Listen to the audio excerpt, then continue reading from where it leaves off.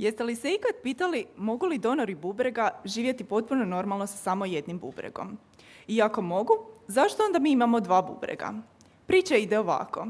Prije oko 550 milijuna godina na Zemlji su se pojavili prvi organizmi koji su bili bilateralno simetrični. To znači da su oni prvi imali svoju lijevu i desnu stranu koje su bile jednake. Postojale su brojne evolucijske prednosti takve organizacije tijela. Primjerice, životinja koja je bila bilateralno simetrična mogla se lakše kretati u jednom smjeru.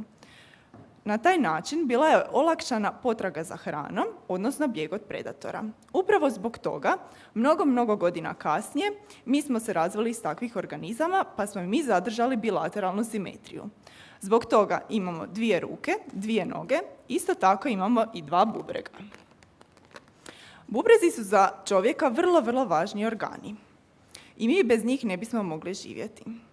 Jedna od najvažnijih funkcija bubrega je stvaranje mokraće.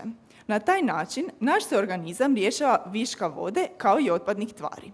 Kada se jedan bubreg odstrani, našem tijelu preostaje samo jedan bubreg. Njegove stanice odmah dobiju signal da onog drugog bubrega nema i počinju se prilagođavati na novo nastalu situaciju, kako svojom građom, tako i svojom funkcijom. One se počinju povećavati, pa isto tako raste i cijeli bubreg. Osim toga, povećava se dotok krvi u taj bubreg, stvara se više mokraće i tako malo po malo taj jedan bubreg preuzima funkciju koju su nekad u organizmu obavljala oba bubrega. Međutim, upravo zbog tih promjena kasnije u bubregu mogu nastati oštećenja zbog kojih nastaju komplikacije.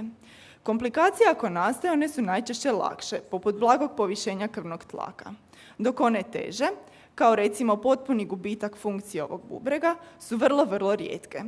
Prema tome možemo reći, čovjek koji ima samo jedan bubreg može živjeti jednako dugo kao i čovjek sa oba bubrega i može živjeti potpuno normalan život bez ograničenja.